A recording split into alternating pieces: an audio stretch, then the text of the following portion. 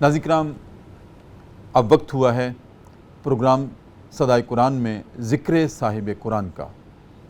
ابھی قاری صاحب نے ناظرین کرام اپنی گفتگو میں یہ حوالہ دیا تھا کہ حضرت عیسیٰ علیہ السلام نے تو باقاعدہ بشارت دی تھی خاتم النبیین صلی اللہ علیہ وسلم کے آنے کی، تشریف لانے کی، اور جس کی قرآن کریم یوں گواہی دیتا ہے فَمُبَشِّرٌ بِرَسُولٍ یَأْتِی مِن بَعْدِہ اسمہ احمد، کہ لوگوں میں تمہیں بشارت دیتا ہوں ایک ایسے رسول کی جو میرے بعد آئیں گے اور ان کا نام نامی اسم گرامی احمد ہوگا۔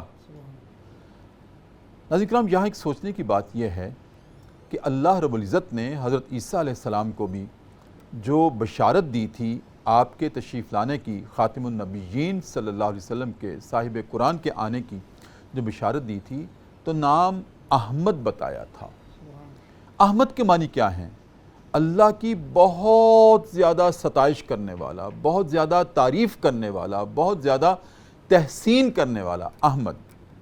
لیکن ناظرین کرام، ہم دیکھتے ہیں کہ جب آپ کی ولادت باسعادت ہوئی تو دادا نے آپ کا نام محمد صلی اللہ علیہ وسلم رکھا۔ والد گرامی چونکہ پیدائش سے پہلے ہی وفات پا چکے تھے حضرت عبداللہ، اور جب آپ کی ولادت ہوئی تو آپ کا نام نامی اسم گرامی چونکہ دادا کی گود میں آپ گئے حضرت عبد المطلب کی، تو انہوں نے آپ کا نام محمد رکھا۔ سوال پیدا ہوتا ہے کہ اللہ نے تو احمد رکھا تھا اور دادا نے محمد رکھ دیا، یہ کیوں ایسا ہوا؟ دادا کس کے تھے؟ ختم المرسلین کے تھے، سردار کائنات کے تھے، امام الانبیاء کے تھے۔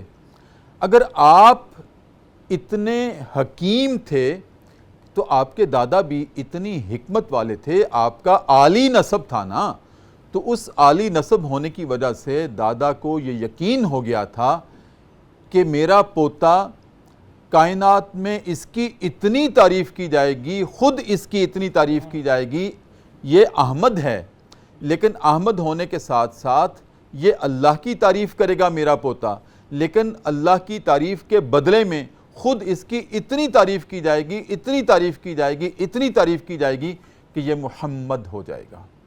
اور محمد کے معنی کیا ہیں؟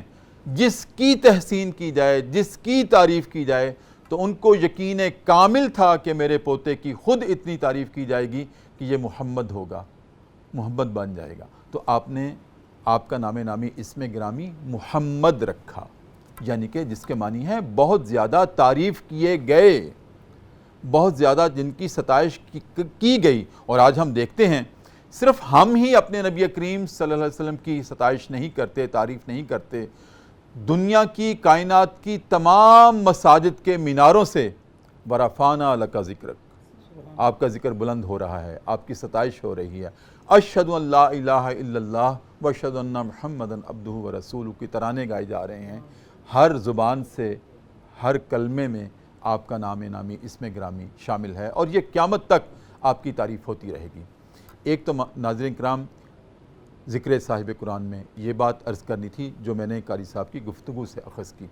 دوسرا، آج میں نے آپ کو بتانا تھا کہ نبی کریم صلی اللہ علیہ وسلم گفتگو کیسے کرتے تھے، آپ کا انداز تکلم اور اسلوب تکلم کیا تھا۔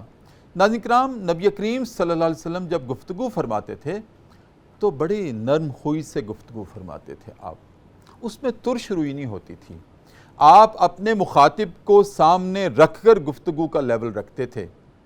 اگر بہت کوئی مفکر اور مدبر ہے آپ کے سامنے، فصاحت و بلاغت رکھتا ہے، تو آپ بھی فصاحت و بلاغت کے ساتھ گفتگو کرتے تھے۔ اگر آپ کے سامنے عام انسان ہے تو اس کی رسائی تک جیسے الفاظ کا انتخاب ہونا چاہیے تھا وہ الفاظ آپ استعمال کرتے تھے۔ اور ناظرین کرام، نبی رحمت صلی اللہ علیہ وسلم جب گفتگو فرماتے تھے تو الفاظ اتنے ٹھہر ٹھہر کر ادا کرتے تھے کہ جو سامع ہوتا تھا، جو سننے والا ہوتا تھا، وہ آپ کے الفاظ کو گن سکتا تھا کہ اس جملے میں نبی کریم صلی اللہ علیہ وسلم نے کتنے الفاظ ادا کیے ہیں۔ اتنی ٹھہر ٹھہر کے آپ گفتگو کرتے تھے، اور اگر آپ نے کسی بات پہ زور دینا ہوتا تھا اپنی گفتگو کے دوران تو یہاں پر ایسے ہاتھ مارتے تھے، ایسے ہاتھ رکھ کر زیادہ زور کے ساتھ گفتگو کرتے تھے، اور اگر کسی کی طرف اشارہ کرنا ہوتا تھا گفتگو کے دوران تو پورا ہاتھ کھڑا کرتے تھے، اور اگر حیرانی کا اظہار کرنا ہوتا تھا گفتگو کے دوران تو ایسے ہاتھ کو پلٹا کرتے تھے جیسے ہم بھی ایسے کرتے ہیں. یہ کیا بات ہوئی؟ تو یہ نبی کریم کی سنت ہے جو ہماری فطرت میں آئی ہوئی ہے. ہم بھی جب بات کرتے ہیں حیرانی کے ساتھ تو ایسے کرتے ہیں. یہ ایسے کیسے ہو گیا؟ تو آپ بھی نبی رحمت صلی اللہ علیہ وسلم، نبی کریم صلی اللہ علیہ وسلم، صاحب قرآن صلی اللہ علیہ وسلم، آپ بھی گفتگو کے دوران ایسے ہی کرتے تھے. جب حیران ہوتے تھے ایسے اپنے ہاتھ کو پلٹتے تھے.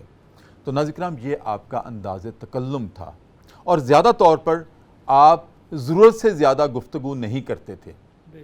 جہاں نہیں ضرورت تھی آپ خاموشی اختیار کرتے تھے. تو ناظرین کرام یہ سب کچھ ہمارے لیے ہے، صدائے قرآن بھی اور صدائے صاحب قرآن بھی، تاکہ ہماری فکر و عمل کی تطہیر ہو جائے اور ہمارا ہر عمل، ہماری ہر سوچ قرآن کے مطابق اور صاحب قرآن کے مطابق ہو جائے.